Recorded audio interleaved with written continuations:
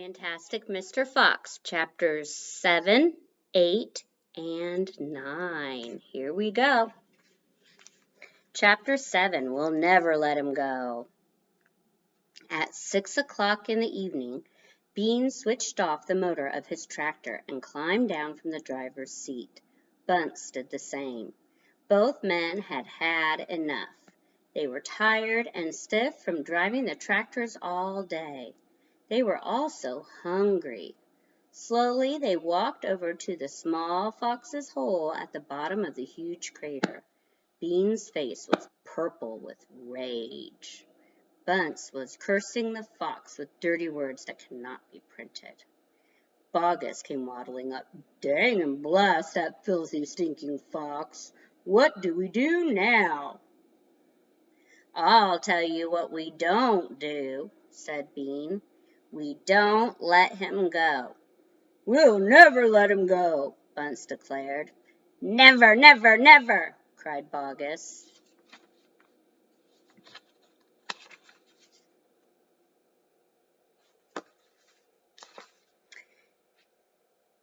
"Did you hear that, Mr. Fox?" yelled Bean, bending low and shouting down the hole. "It's not over yet, Mr. Fox. We're not going home till we've strung you up."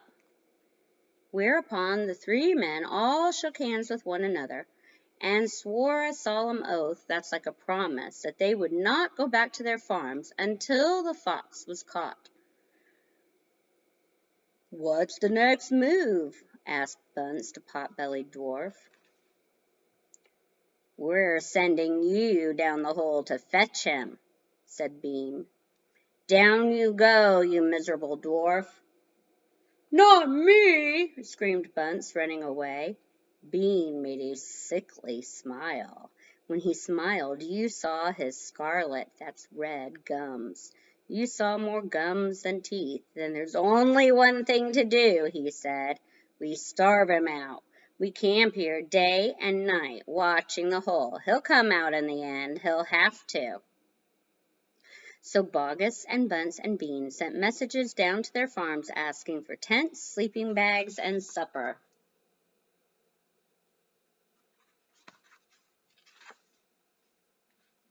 Chapter 8, The Foxes Begin to Starve. That evening, 3 tents were put up in the crater on the hill, one for Bogus, one for Bunce, and one for Bean. The tents surrounded Mr. Fox's hole, and the 3 farmers sat outside their tents eating their supper. Bogus had 3 boiled chickens smothered in dumplings. Bunce had 6 doughnuts filled with disgusting goose liver paste. Ew. And Bean had 2 gallons of cider. All 3 of them kept their guns beside them. Bogus picked up a steaming chicken and held it close to the fox's hole. "Can you smell this, Mr. Fox?" he shouted. "Lovely tender chicken. Why don't you come up and get it?" The rich scent of chicken wafted down the tunnel to where the foxes were crouching.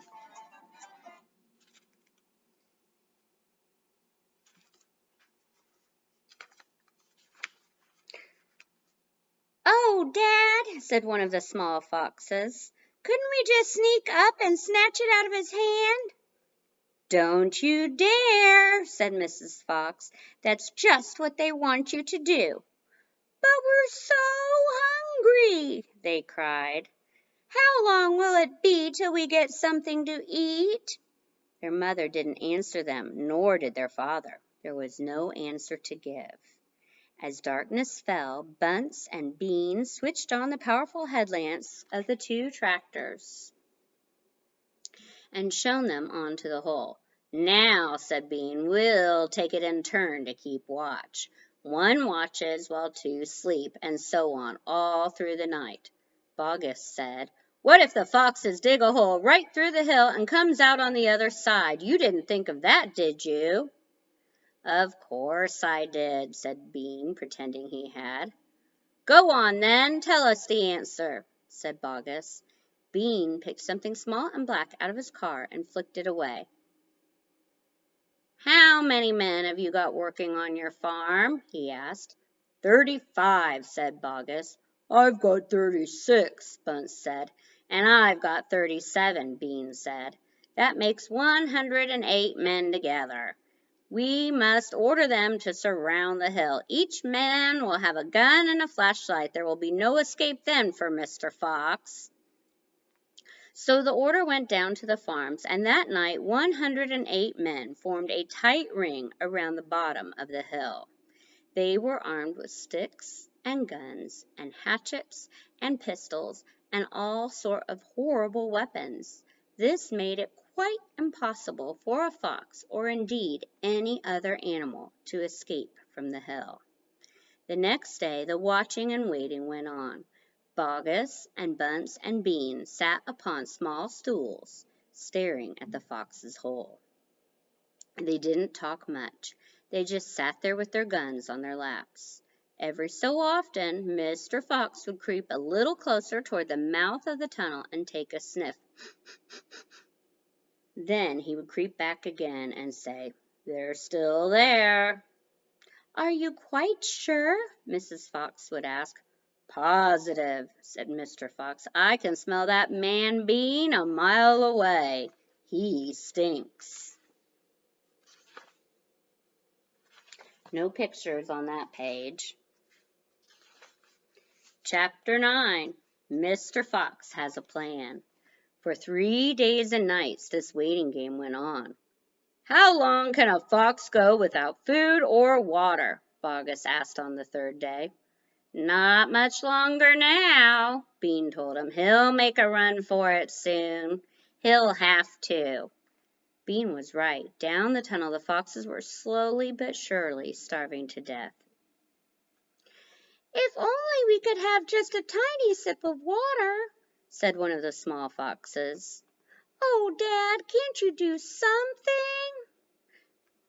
Couldn't we make a dash for it, Dad? We'd have a little bit of a chance, wouldn't we?" "No chance at all," snapped Mrs. Fox. "I refuse to let you go up there and face those guns. I'd sooner you stay down here and die in peace." Mr. Fox had not spoken for a long time. He had been sitting quite still, his eyes closed, not even hearing what the others were saying. Mrs. Fox knew that he was trying desperately to think of a way out, and now, as she looked at him, she saw him stir himself and get slowly to his feet. He looked back at his wife. There was a little spark of excitement dancing in his eyes. "What is it, darling?" said Mrs. Fox quickly. "I've had just a bit of an idea," Mr. Fox said carefully. "What?" they cried. "Oh, Dad, what is it?" "Come on," said Mrs. Fox. "Tell us quickly." "Well," said Mr. Fox, then he stopped and sighed and sadly shook his head. He sat down again. "It's no good," he said. "It won't work after all." "Why not, Dad?" "Because it means more digging, and we aren't any of us strong enough for that after 3 days and nights without food." "Yes, we are, Dad," cried the small foxes, jumping and running to their father. "We can do it. You see if we can't. So can you." Mr. Fox looked at the 4 small foxes, and he smiled. "What fine children I have," he thought. "They are starving to death, and they haven't had a drink for 3 days, but they are still undefeated. I must not let them down."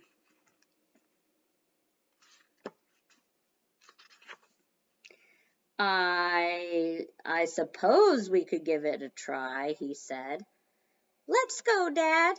Tell us what you want us to do." Slowly, Mrs. Fox got to her feet. She was suffering more than any of them from the lack of food and water. She was very weak. "I am so sorry," she said, "but I don't think I am going to be much help." "You stay right where you are, my darling," said Mr. Fox. "We can handle this by ourselves." And that's the end of Chapter 9. We'll be on to Chapter 10 tomorrow. Bye.